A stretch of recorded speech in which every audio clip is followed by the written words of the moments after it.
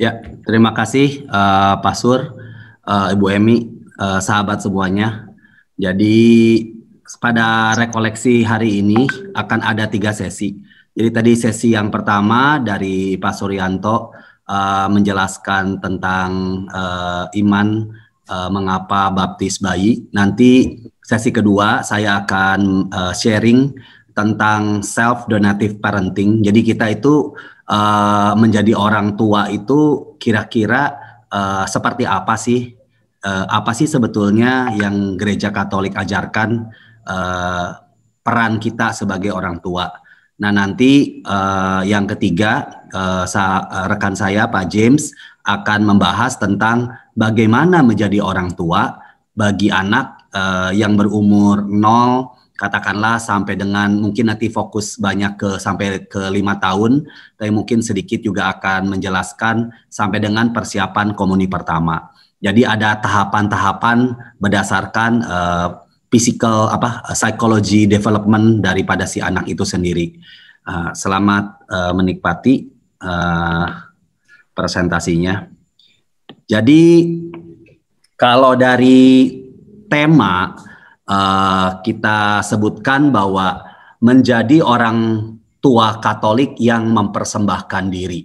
Nah, tema ini memberikan kepada kita kata-kata yang penting. Yang pertama adalah orang tua Katolik, yang menjelaskan bahwa pasti ada perbedaan antara kita orang tua dengan orang tua Katolik. Nanti apa saja yang membedakan kita akan jelaskan. Salah satu kata yang kedua yaitu mempersembahkan diri. Nah, di sini tentu saja kita sebagai orang Kristen, pengikut Kristus, kita tentu belajar dari Kristus sendiri yang telah memberikan dirinya untuk menyelamatkan kita. Nah, ketika kita katakanlah kalau Bapak Ibu yang anaknya yang dibaptis baru anak pertama, dan di mana saat itu pun saya pun mengalami hal yang sama, yaitu ketika kita menikah dan kemudian kita memiliki anak pertama, kita seringkali sebetulnya tidak punya panduan. Bagaimana sih sebenarnya menjadi orang tua?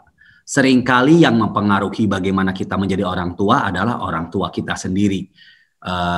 Sehingga tidak sedikit banyak terjadi kecekcokan antara minyak telon dengan minyak kayu putih, antara dibedong dengan tidak dibedong, dan lain sebagainya.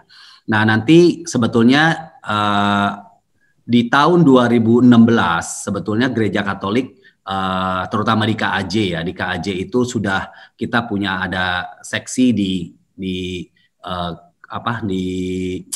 Romo Erwin di keluarga, yaitu tentang bagaimana menjadi orang tua yang kita sebut yaitu MOKA, menjadi orang tua Katolik.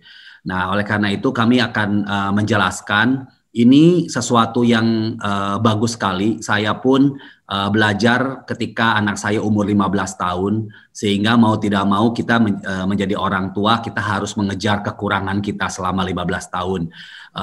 Karena mungkin selama itu kita juga karena nggak ada panduan banyak yang kita ajarin yang mungkin tidak begitu sesuai gitu dengan apa yang sebetulnya gereja harapkan.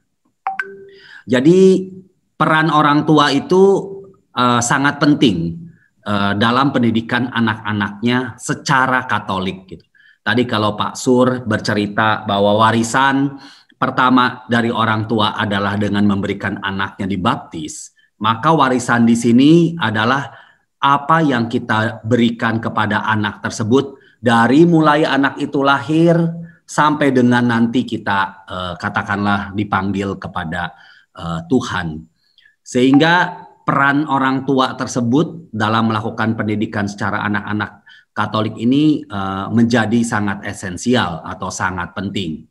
Oleh karena itu kalau tadi di kaosnya Pak James nanti setelah ini mungkin bisa ditunjukkan, kita waktu saat kita menjadi MOKA disebutkan apa sih peran orang tua? Peran orang tua itu adalah menjadi katekis di dalam keluarga. Katekis itu apa? Ya, orang yang mengajarkan, seorang guru yang mengajarkan kepada anak-anaknya.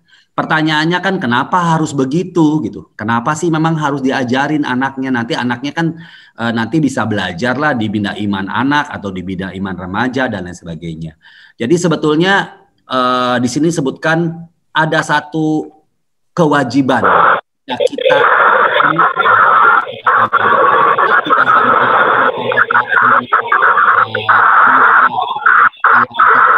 juga harus agar juga bisa berperan sebagai orang tua. Sehingga seorang Katolik itu diwajibkan untuk merespon secara penuh dan murah hati. Jadi artinya tidak ada paksaan agar pada tugas kita masing-masing sebagai orang tua. Nah, di sini orang tua itu merupakan tugas yang mulia dan orang tua itu merupakan bagian dari tanggung jawab kita lah sebagai manusia berdasarkan jenjang kehidupan, terutama ketika kita menikah dan Tuhan memberikan kepada kita anak yang dipercayakanlah kepada kita untuk kita besarkan, karena anak tersebut jangan salah itu bukan anak kita, tetapi itu adalah anak Allah yang diserahkan atau dipercayakan kepada kita agar kita ajarkan atau kita didik sesuai dengan apa yang Tuhan inginkan gitu, bukan yang kita inginkan. Nah, apa-apa saja atau mengapa kita itu harus mengajarkan anak-anak dan itu sampai terus-terusan, itu kita bisa baca di dalam Ulangan 6 ayat 7 dan ini merupakan merupakan sesuatu yang sangat penting kita pelajarin, karena di dalam Ulangan ini diceritakan adalah bahwa bagaimana Musa memberitahukan kepada bangsa Israel keluar dari tanah Mesir menuju tanah terjanji. Ini kan sebetulnya hidup kita sekarang. Bagaimana kita keluar dari masa lalu kita, dari apapun kedosaan kita, dan kita menuju tanah perjanji nanti, yaitu Yerusalem baru. Nah, di perjalanan seperti di padang gurun ini, apa yang Musa ajarkan, Allah ajarkan melalui Musa, yaitu dikatakan di dalam Ulangan 6 ayat 7, haruslah engkau mengajarkannya berulang-ulang. Jadi memang artinya nggak boleh bosan ya. Kepada anak-anakmu dan membicarakannya apabila engkau duduk di rumahmu, apabila engkau sedang dalam perjalanan, apabila engkau berbaring, dan apabila engkau bangun. Jadi artinya memang tugas kita sebagai orang tua, ajarin apa yang Tuhan ajarkan. Sehingga ketika kita mengajarkan kepada si anak itu mengajarkan kepada anaknya lagi. Sehingga hal tersebut menjadi suatu tradisi, menjadi suatu warisan yang sampai sekarang sejak 2000 tahun yang lalu gereja kita itu masih ada dikarenakan terus-menerus berulang-ulang diajarkan. Demikian kita sebagai orang tua juga harus melakukan hal yang sama kepada anak-anak kita. Mungkin di perjalanan anaknya nanti udah bisa tahu, udah bisa mengenal, mungkin dia bertanya kenapa begini, kenapa di tempat lain begitu.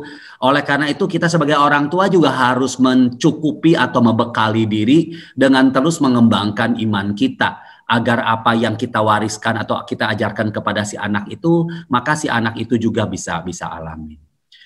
Kemudian di Ulangan 12 ayat 28 dikatakan, dengarkanlah baik-baik segala yang kuperintahkan kepadamu. Kembali lagi, ini Tuhan yang mengatakan kepada kita, supaya baik keadaanmu dan keadaan anak-anakmu, yang kemudian untuk selama-lamanya apabila engkau melakukan apa yang baik dan benar di mata Tuhan Allahmu. Jadi artinya jangan pernah khawatir tentang hidup kita, jangan pernah. Kalau di bacaan pagi ini juga akan disebutkan jangan pernah takut burung di udara Tuhan tidak diberi makan, apalagi kita manusia. Nah, demikian juga halnya dengan kita sebagai anak-anak Allah. Asal kita melakukan apa yang Tuhan perintahkan kepadamu.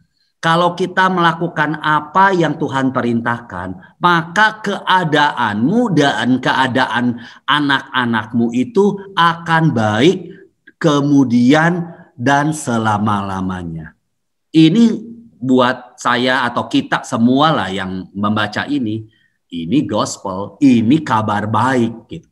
Tidak ada sesuatu yang lain yang bisa membuat kita yakin selain daripada sabda Tuhan yang harus kita pegang. Nah, hal ini kalau ditanyakan kan, tapi dari mana ya, Pak? Saya bagaimana saya bisa tahu bahwa ini sesuatu ini, bahwa memang ini memberikan hal yang baik.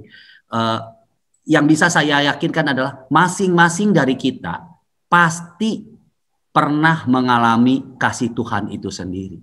Setiap dari kita yang mengalami kasih Tuhan, mengalaminya secara pribadi, membagikannya kepada sesama, membagikannya nanti kepada anaknya ketika anaknya itu mulai mengerti. Tanpa kita sadarin, sebetulnya kita sedang mewartakan kasih itu. Makanya sangat sulit ketika kita berbicara apabila kita secara pribadi belum mengalaminya. Nah, bagaimana kita mengalami kasih Tuhan? Sebetulnya banyak sekali. Saya 2 minggu yang lalu ada mengajar kitab suci di OMK di Pulau Mas. Pertanyaan saya lewat chatting, saya bilang silakan dijawab. Saya bilang lagi di Zoom. Apa pengalaman kamu?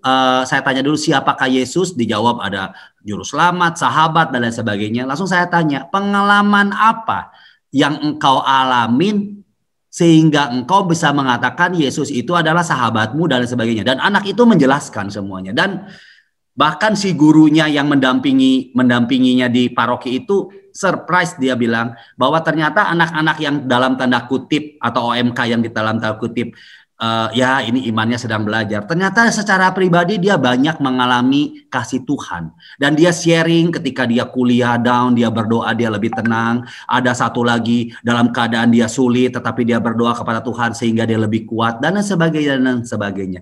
Nah, pengalaman-pengalaman Bapak Ibu, entah dari sampai katakanlah umur 30-an sekarang mengalami begitu banyak kasih Tuhan, itulah yang Bapak Ibu harus sering dibagikan kepada anak-anak nanti. Pengalaman itu tidak akan bisa tidak akan bisa menjadi sesuatu yang itu papa punya kira-kira atau mama punya kira-kira. No, that's exactly yang Bapak Ibu alamin. Bagikan itu betapa Tuhan itu baik kepada kita. Nah, pengalaman-pengalaman itu pasti si anak itu secara tidak langsung dia akan tes, dan ternyata itu terjadi dengan dirinya. Maka Bapak Ibu akan tenang bahwa dia secara pribadi mengalami kasih Tuhan itu sendiri. Jadi kalau kita cerita iman Katolik, tadi Pak Suryanto lebih banyak cerita tentang di gereja bagaimana dan lain sebagainya. Tapi di kita di self donative parenting, kita untuk melengkapi itu, iman Katolik itu berbicara tentang praktek hidup sehari-hari Bapak Ibu. Kalau kita bercerita bahwa kita beriman atau tidak beriman, sebenarnya orang hanya melihat daripada apa yang kita lakukan. Jadi hal itu kita bisa melihat dari cara kita berbicara. Ketika nanti kita sebagai orang tua, bagaimana kita berbicara dengan anak itu mulai dari bayi, dari mulai kemudian umur 1 tahun, 2 tahun, 3 tahun. Cara kita itu menunjukkan iman kita. Cara kita berinteraksi dengan anak tersebut. Saya sering cerita di beberapa pertemuan ketika ada bercerita seorang suster bahwa Allah itu atau Bapa itu maha murah, maha kasih dan sebagainya. Lalu seorang anak pada saat jam istirahat dia datang bertemu dengan suster itu. Dan dia mengatakan kepada suster itu, enggak, katanya Bapak itu saya enggak percaya itu maha rahim, maha pengampun, maha kasih. Kenapa? Karena semalam saya dipukul papa saya dan dia tunjukin pantatnya merah karena dipukul oleh Bapak. Jadi seorang anak itu sebenarnya sangat mudah sekali apabila mereka ingin memperkenalkan atau diperkenalkan siapakah Tuhan. Mereka akan mengenal Tuhan itu melalui perbuatan ataupun tingkah laku si orang tua, kita sendiri. Itulah wajah Allah yang ada di dalam keluarga kita adalah melalui diri kita sendiri. Oleh karena itu iman itu yang harus ditunjukkan menjadi dalam situasi atau dalam pekerjaan kita sehari-hari. Dalam cara kita mengajar anak itu, dalam cara kita menerapkan disiplin. Ketika anak itu tanya, oh apakah seperti ini yang Tuhan? Maka dia punya interpretasi, ayah saya ketika saya katakanlah handphonenya jatuh oleh saya, ayah saya kok nggak mukul saya ya? Dia hanya mengatakan, oh iya lain kali kamu hati-hati ya. Atau ketika saya mecahkan gelas kesayangan ibu saya nggak mukul saya dan dia mengatakan, nah hati-hati ya, nanti kamu gelasnya kena ini kamu. Berarti dia melihat bahwa orang tua saya itu memang lebih mencintai saya daripada barang-barang yang dalam tanda kutip mungkin sangat disayang oleh orang tuanya. Kalau kita kan tidak sedikit melihat ketika barang kita jatuh sama anak kita dan lain sebagainya, kita bisa ngebentak anak itu, berarti secara tidak langsung anak itu akan melihat bahwa kita lebih mencintai barang itu daripada anaknya sendiri.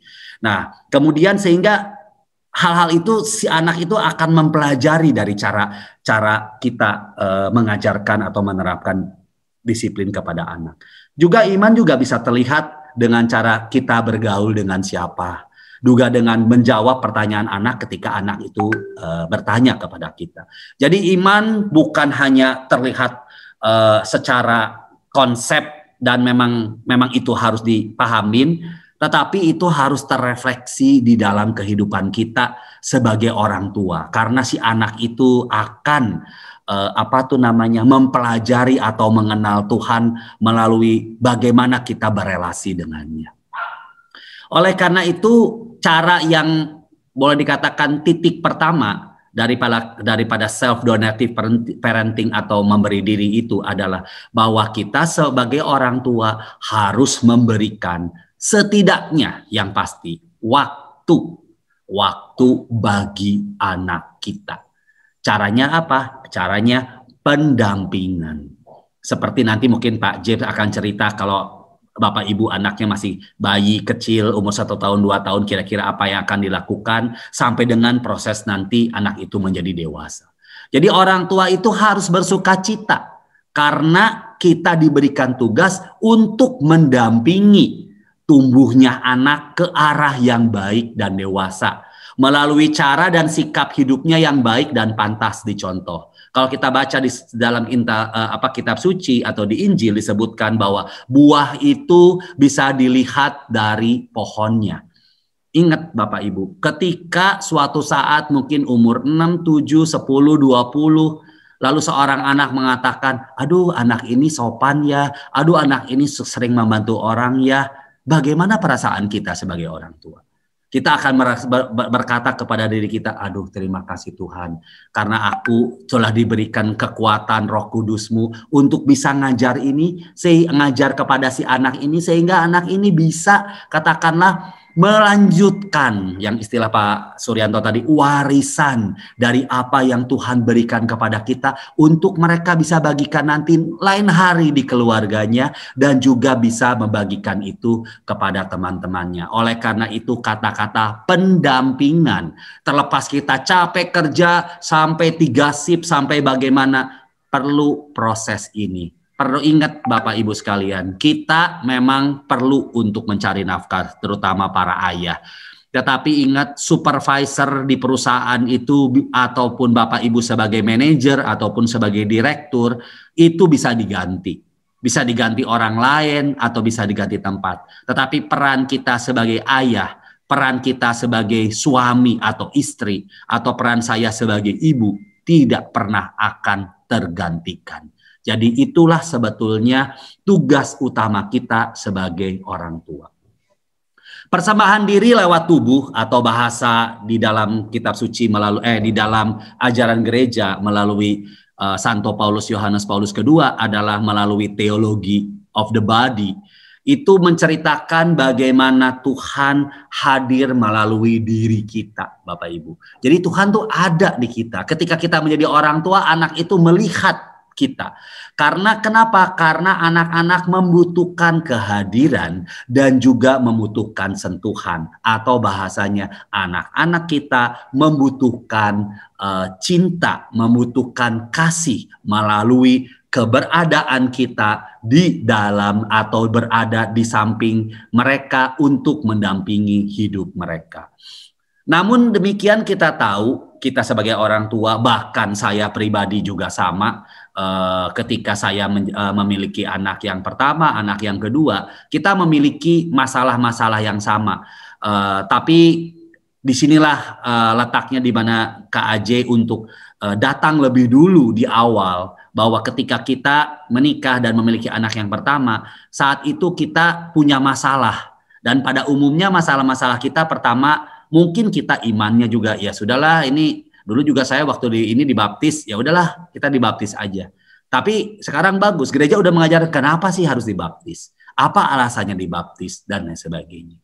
Terus kemudian yang kedua kita tahu juga umur-umur segitu waktu Bapak anak pertama, anak kedua, kita sedang juga berkarir ataupun kita sibuk dengan pekerjaan-pekerjaan kita. Lalu yang ketiga masalahnya yang terjadi adalah sebetulnya memang kita itu pribadi yang memang belum siap menjadi orang tua. Oleh karena itu gereja hadir sekarang untuk mencoba memberikan pengetahuan, memberikan suatu ajaran bahwa sebetulnya nih kalau jadi orang tua itu ini konsepnya. Nanti ini loh yang harus kamu lakukan. Dan ini sebetulnya kita belajar juga dari satu buku, dia seorang psikolog dan juga dia juga seorang katekis, dan dia membuat satu buku yang kita jadikan bahan presentasi kita. Lalu kemudian tadi yang saya katakan pengasuhan atau pendampingan itu menjadi pekerjaan sampingan. Bahkan kalau zaman sekarang kan dikasih ke suster karena mamahnya lagi nonton film Korea, oke lah udah kasih ke suster aja. Ke suster kalau pusing kasih handphone. Nanti kalau udah dewasa ketika anaknya nggak mau ngomong sama kita karena ngomongin handphone terus, siapa yang salah awalnya? Kita. Karena kita nggak mau repot, kita kasih dengan barang-barang gadget, tetapi ketika dia besar dia lebih dekat dengan gadgetnya daripada dengan kita yang menjadi orang yang memblame si gadget itu. Padahal kitalah yang awalnya memberikan itu kepada mereka. Pola hidup instan dan nyaman tidak mau susah. Ini sebetulnya kalau kita belajar tentang salib, kita belajar tentang penderitaan. Hidup di dunia ini memang tidak bisa tanpa suatu perjuangan. Sementara kalau di dunia maya sekarang anak-anak muda segala macam, mereka hidupnya diajar dengan hidup instan. Ketika bikin Instagram, ketika yang like-nya lebih sedikit daripada 1000, maka anak itu bisa depresi. Anak itu bisa bad mood, bahkan anak itu bisa commit suicide, bisa bunuh diri. Sehingga kita harus ajarkan kepada mereka apa arti sacrifice, apa arti pengorbanan. Kita rela lah tidak mendapatkan keadaan kita sekarang untuk mendapatkan sesuatu yang yang lebih baik di masa depan. Saya masih ingat karena saya anak bulu tangkis dulu, diingat bahwa saya itu harus latihan keras supaya nanti waktu pertandingan itu bisa lebih ringan. Karena kamu lebih siap daripada yang lain. Kita bangun harus jam 4 pagi, latihan bareng dan lain sebagainya. Supaya kita bisa waktu nanti bisa sekolah, bisa kemana. Memang mungkin saya harus mengorbankan masa remaja saya karena habis banyak di lapangan bulu tangkis. Tapi ya itu yang memang harus saya korbankan gitu. Dan itu saya coba ajarkan kepada anak-anak saya juga. Artinya ketika dia mau mencapai sesuatu, ya dia harus rela dalam tanda kutip mengorbankan hal-hal yang lain, terutama hal-hal yang lain yang membuat dirinya nyaman. Tentu saja ada masa-masa kita yang memang harus menikmati, masa-masa kita harus refreshing, dan lain sebagainya tetap kita dilakukan. Tetapi pola instan yang ada sekarang jangan sampai menjadi budaya yang terjadi juga di dalam keluarga kita. Sering kita sebagai orang tua, karena ketidakhadiran kita akhirnya mengganti ketiadaan kita dengan handphone, katakanlah iPhone 12. Ini hadiah ya dari mama, nak. Ya, habis ini mama mau pergi lagi, nak. Nanti mungkin pulang lagi, nanti katakanlah 2 minggu lagi atau 3 minggu lagi. Padahal anak itu sebenarnya yang diperlukan sama dia bukan handphone 12 itu, tetapi yang dia mau itu adalah kehadiran orang tuanya. Nah, kita nggak bisa mengkompensasi seperti itu. Masalah Pak Sutri mengorbankan anak-anak seperti yang saya jelaskan tadi, dan kurang mau belajar tentang parenting atau pengasuhan bagaimana menjadi orang tua. Kita sebagai orang tua ini harus terus belajar Bapak Ibu.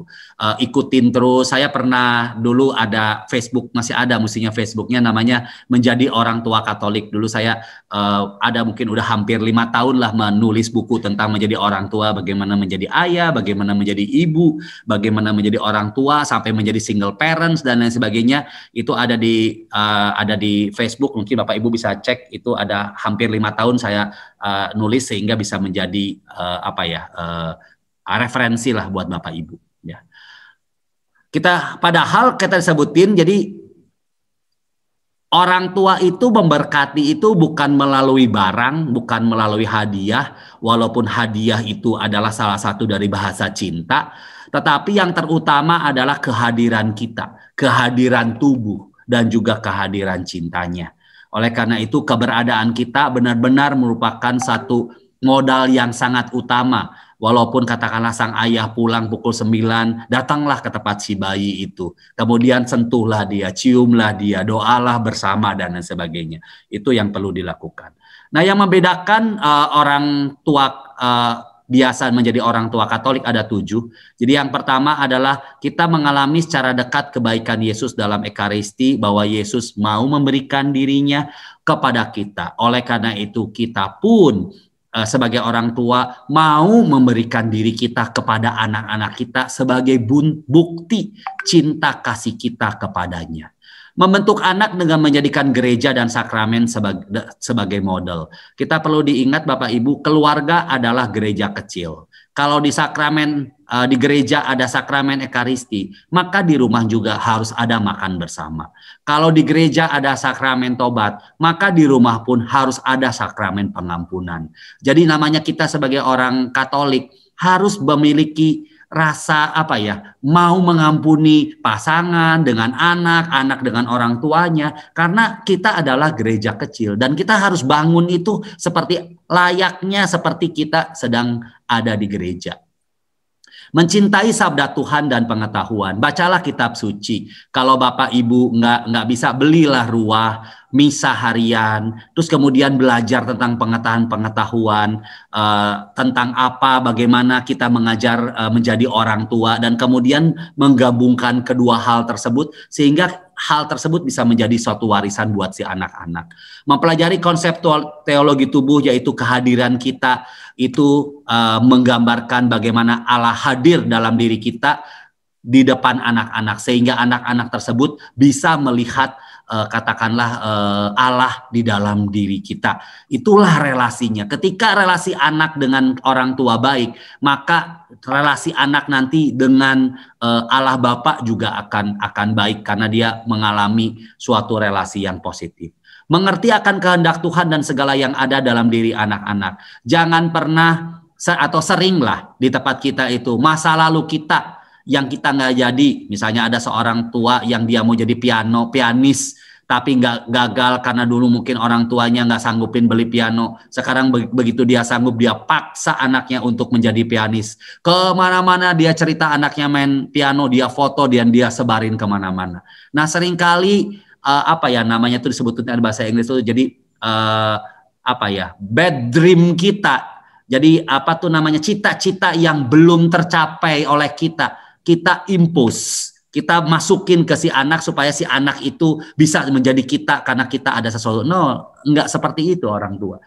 Kayak saya walaupun enggak jadi pemain bulu tangkis, ya sudahlah, enggak apa-apa, anak ya dia punya sendiri. Kita tanya kepada Tuhan. Tuhan, kira-kira anak saya, anaknya yang Tuhan berikan, percaya kepada saya, berikan saya satu panduan supaya anak itu bisa memang menjalankan hidupnya, katakanlah sesuai dengan yang Engkau rencanakan. Kemudian mematuhi ajaran Yesus Kristus. Santo Yohanes Paulus II bisa menjadi pope ataupun menjadi pastor karena hampir tiap malam dia melihat papahnya berdoa. Ketika papahnya berdoa, lihat anaknya kemudian jadi romo, bahkan anaknya kemudian jadi paus. Kenapa? Ketaatan yang kita tunjukkan kepada Tuhan dalam diri kita sebagai orang tua akan diikuti oleh si anak itu. Tidak pernah takut khawatir Bapak Ibu, karena pasti Roh Kudus akan bekerja. Dan yang ketujuh, Bapak Ibu tentu saja ada memberikan nama baptis, seperti kayak saya Rafael. Coba belajar tentang siapakah Rafael itu, dan ditulis apa yang bagus, dan kemudian doakan. Sehingga mereka ketika besar, mereka tahu bahwa ada orang-orang kudus yang memang kita berharap yang pertama orang tersebut bisa sama seperti orang kudus tersebut, dan juga orang kudus tersebut menjadi bisa mendoakan anak-anak kita dengan bantuan doa daripada orang kudus.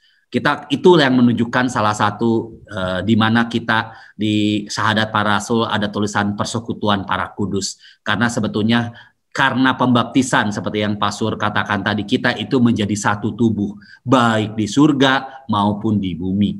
Oleh karena itu kita dekat ada relasi dengan para kudus yang lain. Lalu ada 12 cara untuk membesarkan anak. Ini nanti bahannya mungkin saya titip ke Pak Sur, saya berikan yang penting-penting. Berikan kata sayang dan pujian dengan tulus. Ini mungkin bukan orang timur, tapi biasakanlah begini. Biasakan kita untuk berani untuk mengatakan sayang. Tunjukkan Anda mencintai mereka dengan peluk, cium, dekap. Kalau kita sebutin, si anak itu, setiap anak itu mempunyai tangki cinta, Bapak Ibu. Ketika Bapak Ibu cium, peluk, tangki cinta itu dia naik. Tapi ketika Bapak marahin dan sebagainya, maka tangki cinta itu turun. Ketika anak itu tangki cintanya negatif atau defisit, maka dia akan mencari perhatian. Dia akan membuat ulah di sekolah, dia akan membuat ulah. Apa tuh? Karena dia attract attention, dia mencari perhatian, dia mencari cinta yang dia tidak dapat di rumahnya. Oleh karena itu berikanlah cinta itu terus kepada anaknya. Karena setiap anak yang tangki cintanya full, maka dia bisa membagikannya juga kepada sesama. Tepatilah janji. Kalau mau mengatakan nanti ada acara di sekolah, papa datang, benar-benarlah datang. Karena dia pasti sedang menanti Anda. Bermain bersama, ini juga penting. Karena seorang anak yang bermain bersama dengan orang tuanya, anak itu merasakan sukacita bersama. Bekerja sama, nanti mungkin udah ketika anak itu besar, nyuci mobil bersama, nyuci motor bersama, itu juga hal-hal yang baik. Berdoa bersama, ini boleh dikatakan suatu habit yang saya pun baru lakukan di 2015 setelah belajar Moka ini. Lakukan ini waktu malam-malam berdoa bareng-bareng. Pada saat kita di dalam doa kan kalau orang Katolik selalu ada pengampunan. Jadi kita selalu pasti mohon maaf kepada istri, kita mohon maaf kepada anak juga. Maka si anak itu akan terbiasa bahwa di hari itu apa yang terjadi yang kurang enak antara relasi kita dengan anak itu atau relasi kita dengan pasangan kita, itu juga akan selesai. Dulu kalau selama ini kan orang Katolik kalau berdoa kan sendiri-sendiri, suami sendiri, istri sendiri, anak sendiri. Tapi biasakanlah kalau tiap malam itu coba berdoa bersama. Mestinya akan ada ikatan yang sangat luar biasa. Juga ketika anak mau sekolah, berikan berkat kepada anak itu. Kalau bayi bangun tidur, ada selamat pagi sayang, doain terus kasih berkat. Kasih berkat sama papahnya, kasih berkat sama mamahnya. Saya sendiri pribadi dulu sering kasih berkat kepada anak, sehingga suatu saat ketika saya sakit, anak saya pulang sekolah, kemudian dia duduk di samping ranjang saya, dia doain, terus kemudian dia berkatin saya. Kenapa dia bisa melakukan seperti itu? Ya karena kita memang sudah memberikan contoh kepada si anak-anak itu. Itu yang kita belajar bahwa kita manusia lemah seperti yang Pak Sur tadi katakan, oleh karena itu kita harus saling memberi berkat dan saling mendoakan. Ini 6 terakhir, hadirlah untuk mereka, ya, makanya tadi disebutkan pendampingan itu penting, bersikaplah hangat, hormatilah ruang ketika anaknya nanti ketika udah masuk umur 13, 14, 15, karena dia sedang membangun dirinya sendiri. Harus ada hubungan timbal balik gitu. Jadi artinya oke, kita saling membantu dan lain sebagainya. Lalu buat pertemuan keluarga yang rutin, tadi ada hari keluarga, ada berdoa, bersyukur. Dulu saya masih ingat waktu di awal saya punya anak, saya menghabiskan waktu banyak di lapangan golf satu hari. Sampai umur 2 tahun, 3 tahun saya baru baru sadar ternyata anak saya udah bisa jalan dan udah besar. Maka semenjak itu saya langsung taruh stick golf saya, udah saya berhenti dan saya mencoba untuk semakin dekatlah dengan anak. Itu contoh satu. Apakah saya bisa repeat lagi? Nggak bisa, karena anaknya sekarang udah sangat besar. Nggak mungkin mau papa mau kamu jadi kecil lagi ya, karena mau dampingin. Cannot. Makanya ya kita harus belajar. Dan yang kenali pola anak dalam berelasi ya Bapak Ibu. Ada anak yang senang ketika diberi sentuhan. Ada anak yang senang ketika mendengarkan ucapan. Jadi sebetulnya ada belajar dari 5 bahasa kasih. Nanti mungkin ada kesempatan lain nanti saya akan sharing tentang 5 bahasa kasih. Ada juga orang yang senang melalui tulisan. Happy birthday sayang, mama dan papa sayang sama kamu. Dia senang banget mendapatkan. Nah, kenalin. Karena tidak semua orang secara psikologis ini apa yang suka. Ada orang yang dikasih hadiah, terus anak itu taruh ke meja, dia nggak ngomong apa-apa. Oh, berarti anak ini nggak suka. Bahasa kasihnya itu bukan karena dikasih hadiah, bukan. Mungkin hal yang lain. Nah, kita nih sebagai orang tua harus belajar tentang 5 bahasa kasih. Yang nanti Pak Sur mungkin bisa inikan lagi atau dari komisi keluarga. Oke, jadi tujuan semua pengasuhan adalah agar anak, Bapak Ibu, kelak kita seperti buah itu kan, kita kan lagi pohon untuk menciptakan buah. Tanpa hidup sendiri, dapat hidup sendiri tanpa kehadiran dan bimbingan orang tua. Jadi nanti endingnya adalah independensi. Akhirnya adalah detachment. Jadi orang tua kadang-kadang yang terlalu attach, terlalu ngerangkul, terus bawa kita terus nggak mau lepas. Kalau Romo Erwin pernah ada cerita, seorang ibu datang dengan anaknya ke Romo Erwin karena saat itu ibunya mau mengatakan bahwa anaknya mau cerai. Bayangkan, anaknya mau cerai aja yang ngomong harus mamahnya. Nah ini kan sebenarnya kan ada sesuatu. Peran orang tua yang terlalu dalam kepada si anak itu membuat anak itu tidak akan mandiri. Oleh karena itu tugas kita itu sebetulnya clear. Suatu saat dia harus detach. Suatu saat kita hanya coach aja. Suatu saat dia itu harus mandiri. Itulah tugas kita. Itulah buah yang kita bangun selama katakanlah nanti saya akan lakukan. Nah ini, jadi tugas orang tua itu Bapak Ibu harus dilakukan dengan hati yang tak terbatas. Artinya benar-benar kita benar-benar harus seluruh tenaga kita, effort kita itu kita harus berikan kepada anak dalam waktu yang terbatas. Kalau kita cerita berapa lama, sebenarnya orang tua peran parenting itu adalah sampai anaknya 18 tahun. Katakanlah itu di Western culture yang mungkin lebih cepat dewasa. Let's say di Asia saya mengatakan sampai dengan anak itu bisa mandiri cari kerja, let's say anak lulusan S1 umur 22 tahun. Setelah 22 tahun udah dia udah bisa tahu sendiri apa yang harus dilakukan. Itulah buah daripada parenting kita. Jadi kita sebagai orang tua kalau kita menikah umur 30 maka plus 22 kurang lebih parenting kita selesai umur 52. Setelah itu ya sudah. You silahkan do your own thing berdasarkan apa yang kita telah pelajarin. Apabila kamu ada masalah, papa dan mama standby. Papa dan mama siap untuk memberikan arahan. Bukan mengambil keputusan. Kalau mengambil keputusan itu yang sering terjadi akhirnya keluarga itu jadi banyak masalah karena keterlibatan dari mertua dan menantu. Jadi menjadi orang tua Katolik yang mempersembahkan diri melalui kasih dan tanggung jawab. Kita ngajarkan anak karena anak itu suatu saat itu dia harus independen. Maka kita harus berikan dia cinta, tapi di satu sisi kita harus berikan dia satu tanggung jawab. Saya belum lama ini 2 hari lalu ya hari Rabu kita ada misa requiem karena dari umat di lingkungan kami ada yang meninggal. Lalu menarik. Dari setelah misa requiem saya ada eologi kan seorang keluarga menceritakan dan salah satu anaknya menceritakan bahwa saya baru tahu bagaimana dan siapa ayah saya karena ayahnya yang meninggal adalah ketika ayah saya meninggal. Jadi dia tahu bahwa papahnya begitu baik, papahnya begitu ketika papanya nggak ada. Ingat Bapak Ibu. Sebetulnya kita sedang membangun benar-benar suatu warisan. Suatu warisan yang bukan seperti Pak Sur tadi jelaskan, bukan harta. Tetapi warisan yang akan diingat oleh anak-anak kita. Sehingga ketika kita nanti kembali ke tempat Bapa, mudah-mudahan anak-anak kita akan bercerita dan mengatakan, terima kasih Ibu, terima kasih Ayah.